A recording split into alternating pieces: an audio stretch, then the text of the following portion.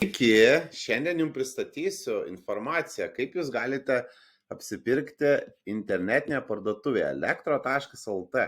Tai visų pirma, savo naršyklės lange atsidarot elektro.lt. Jeigu norite susirasti prekę, kurią jau esate nusižiūrėjęs, tiesiog spaudžiate ant paieškos langelio. Kartais užtenka įvesti tik vieną žodį, nebūtina vesti viso prekės pavadinimo. Pavyzdžiui, norite įsigyti magnetinį langų valytuvą. Rašote į paiešką magnetinis, jums išmeta magnetinį langų valytuvą, ant jo paspaudžiat. Prekė turi du variantus, ar ne?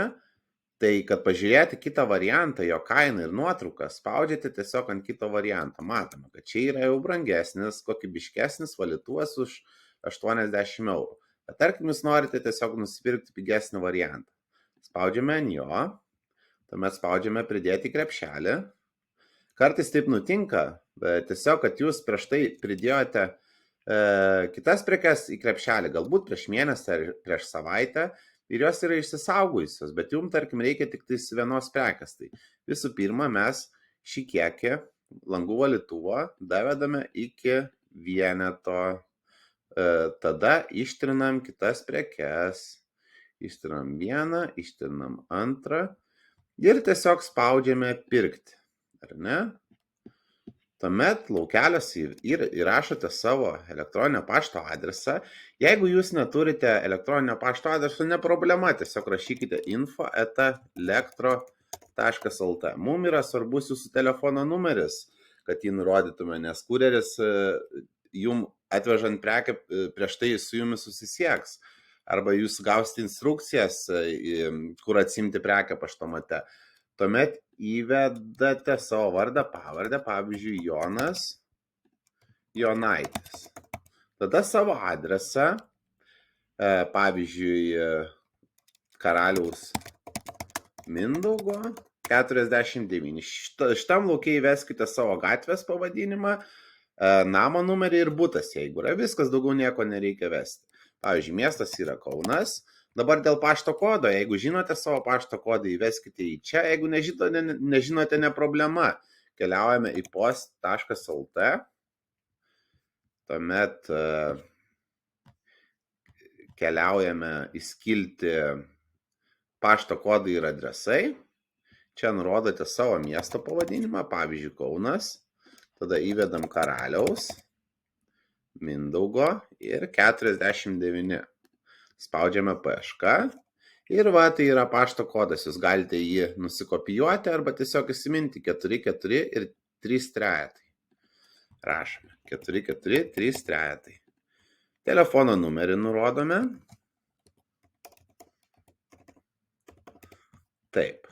Dabar dėl pristatymo.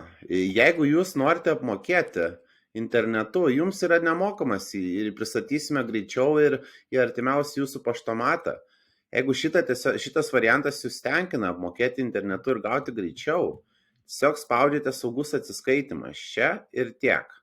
Ir po to pasakysiu, ką toliau reikės jums daryti. Bet tačiau, jeigu jūs norite gauti prekę ir tik gavus prekę už ją atsiskaityti, tai vėlgi galite atsiskaityti paštomate, arba galite atsiskaityti kurjeriu į namus. Tarkim, jūs norite atsiskaityti paštomate. Spaudžiate čia ir jums iš karto atsiranda langelis mokėjimas pristačius. Jūs tiesiog spaudžiate užbaigti užsakymą ir viskas, jums jau nieko daugiau nereikia daryti, laukite prekės ir kaip gausite prekę, tada už ją atsiskaitysite.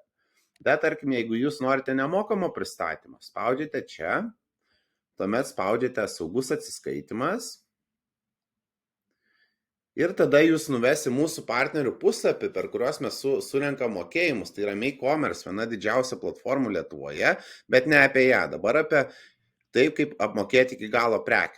Pavyzdžiui, jūs naudojate Swedbank, pasirenkate Swedbank arba kitą banką, kurį naudojate. Mes pasirinksime šiuo atveju Swedbank, spaudžiame mokėti. Jūsų užsakymas dar nėra apmokėtas. Tuomet jūs nukreips į Swedbank puslapį. Čia jūs prisijungsite. Matote, puslapis yra visiškai saugus, nuoroda yra swedbank.lt. Čia įvedate savo naudotojo ID, prisijungiate su Smart ID ar Mobile ID. Smart ID, Mobile ID yra mobilusis parašas. Tiesiog prisijungiate, jūs savo būdu, kuriuo prisijungiate dažniausiai. Ir tada jūs nukreips į Swedbank puslapį, kur tiesiog dar kartą patvirtinsite apmokėjimą ir viskas, jūsų užsakymas yra apmokėtas ir jums nieko papildomai daugiau nereikės daryti. Jeigu turite kokių klausimų, drąsiai galite su mumis susisiekti, atsakysime į juos visus, o jums linkime gero apsipirkimo ir gražios dienos. Tai iki malonaus.